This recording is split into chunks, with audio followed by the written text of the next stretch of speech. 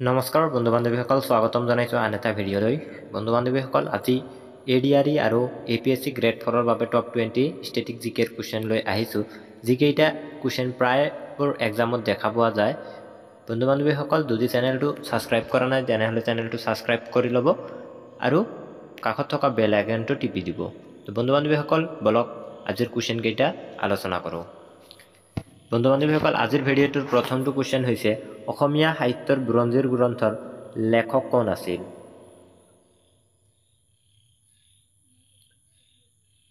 ইয়াত শুদ্ধ উত্তৰটো হ'ব অপশ্যন বি, যতীন্দ্ৰনাথ দুৱৰা। তাৰ পিছৰ প্ৰশ্নটোত সুধিছে পলাচীৰ যুদ্ধ কোন চনত হৈছিল? ইয়াত শুদ্ধ উত্তৰটো হ'ব অপশ্যন এ, 1757 চনত। তাৰ পিছৰ প্ৰশ্নটোত সুধিছে কিহৰ বাবে অসম বৈভৱ বঁটাৰে সন্মানিত কৰা হৈছিল ৰঞ্জন গগৈক? ইয়াত শুদ্ধ উত্তৰটো হ'ব অপশ্যন ডি, আইন আৰু ন্যায়ৰ বাবে, অৰ্থাৎ ল এণ্ড জাষ্টিছৰ বাবে অসম বৈভৱ বঁটাৰে সন্মানিত কৰা হৈছিল ৰঞ্জন গগৈক। তাৰ পিছৰ প্ৰশ্নটোত সুধিছে সংবিধানৰ কোনটো অনুচ্ছেদত অসমক বিশেষ ব্যৱস্থা দিয়া হৈছে? এইটো কুৱেশ্যন ADRE 2.0ত অহা কুৱেশ্যন। ইয়াত শুদ্ধ উত্তৰটো হ'ব অপশ্যন চি, অনুচ্ছেদ 371। তাৰ পিছৰ প্ৰশ্নটোত সুধিছে Ctrl+W কিহৰ বাবে ব্যৱহাৰ কৰা হয়? ইয়াত শুদ্ধ উত্তৰটো হ'ব অপশ্যন ডি, ফাইল বন্ধ কৰা। তাৰ পিছৰ প্ৰশ্নটোত সুধিছে অসম সাহিত্য সভাৰ চৰকাৰী আলোচনী কি? ইয়াত শুদ্ধ উত্তৰটো হ'ব অপশ্যন চি, অসম সাহিত্য সভাৰ পত্ৰিকা। তাৰ পিছৰ প্ৰশ্নটোত সুধিছে বিশ্বৰ বৃহত্তম নদীদ্বীপ মাজুলী কোনখন জিলাত অৱস্থিত? ইয়াত শুদ্ধ উত্তৰটো হ'ব অপশ্যন ডি, মাজুলী জিলাত অৱস্থিত। পিছৰ প্ৰশ্নটোত সুধিছে কামাখ্যা মন্দিৰ অসমৰ কোনখন পাহাৰত অৱস্থিত? ইয়াৰ শুদ্ধ উত্তৰটো হ'ব অপশ্যন চি, নীলাচল পাহাৰত। বন্ধু বান্ধৱীসকল, আমি সকলোৱে জানো কামাখ্যা মন্দিৰ অসমৰ নীলাচল পাহাৰত অৱস্থিত। তাৰ পিছৰ প্ৰশ্নটোত সুধিছে অসমৰ কোনখন জিলাৰ সাক্ষৰতাৰ হাৰ আটাইতকৈ বেছি? ইয়াত শুদ্ধ উত্তৰটো হ'ব অপশ্যন ডি, কামৰূপ মেট্ৰ'।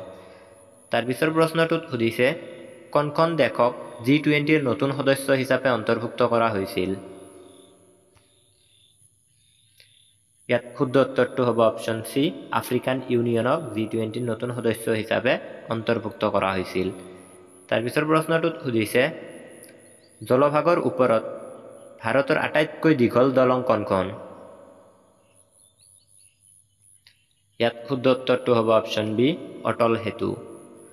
তাৰ পিছৰ প্ৰশ্নটোত সুধিছে কোনখন ষ্টেডিয়ামত অসমৰ প্ৰথম ৰঞ্জী ট্ৰফী খেল অনুষ্ঠিত হৈছিল?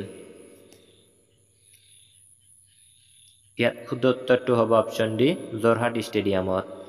তাৰ পিছৰ প্ৰশ্নটোত সুধিছে অসমৰ কোনখন ঠাইত মানসিক ৰোগৰ চিকিৎসালয় আছে? ইয়াত শুদ্ধ উত্তৰটো হ'ব অপশ্যন ডি, তেজপুৰ জিলাত। বন্ধু বান্ধৱীসকল, তাৰ পিছৰ প্ৰশ্নটোত সুধিছে অসম গ্ৰামীণ বিকাশ বেংক কোন চনত স্থাপন কৰা হৈছিল? ইয়াত শুদ্ধ উত্তৰটো হ'ব অপশ্যন বি, 2006 চনত অসম গ্ৰামীণ বিকাশ বেংক স্থাপন কৰা হৈছিল। তাৰ পিছৰ প্ৰশ্নটোত সুধিছে বৰ্তমান অসমৰ আটাইতকৈ সৰু জিলাখনৰ নাম কি? ইয়াত শুদ্ধ উত্তৰটো হ'ব অপশ্যন এ, দক্ষিণ হালমাৰা, মানকাচৰ জিলা। বন্ধু বান্ধৱীসকল, তাৰ পিছৰ প্ৰশ্নটোত সুধিছে তলৰ কোনটোক আটাইতকৈ পুৰণি সভ্যতা বুলি গণ্য কৰা হয়? ইয়াত শুদ্ধ উত্তৰটো হ'ব অপশ্যন চি, মেছপটেমিয়াম। তাৰ পিছৰ প্ৰশ্নটোত সুধিছে বৰ্তমান অসমৰ মুঠ জিলাৰ সংখ্যা কেইখন? ইয়াত শুদ্ধ উত্তৰটো হ'ব অপশ্যন চি, 35খন। তাৰ পিছৰ প্ৰশ্নটোত সুধিছে অসমৰ আটাইতকৈ ডাঙৰ ৰেল ষ্টেচনটোৰ নাম কি? ইয়াত শুদ্ধ উত্তৰটো হ'ব option B, Guwahati rail station. তাৰ পিছৰ প্ৰশ্নটোত সুধিছে অসম কেতিয়া ভাৰতৰ এখন পূৰ্ণাংগ ৰাজ্য হৈছিল এইটো BTR 2025ত আহিছিল ইয়াত শুদ্ধ উত্তৰটো হ'ব অপশ্যন সি 1950 চনত বন্ধু বান্ধৱীসকল আজিৰ ভিডিঅ'টোৰ শেষৰ প্ৰশ্ন ব্ৰহ্মপুত্ৰ নদী কিমানখন দেশৰ মাজেৰে বৈ যায় ইয়াত শুদ্ধ উত্তৰটো হ'ব অপশ্যন সি 3খন দেশৰ মাজেৰে বৈ যায় বন্ধু বান্ধৱীসকল ভিডিঅ'টো কেনেকুৱা লাগিল কমেণ্ট কৰি জনাব আৰু যদি ভাল লাগে তেনেহ'লে ভিডিঅ'টোত এটা লাইক কৰি দিব আৰু আপোনাৰ বন্ধু বান্ধৱীসকলৰ ওচৰলৈ শ্বেয়াৰ কৰি দিব যাতে তেওঁলোকেও ভিডিঅ'টো চাই উপকৃত হ'ব পাৰে ধন্যবাদ জয় অসম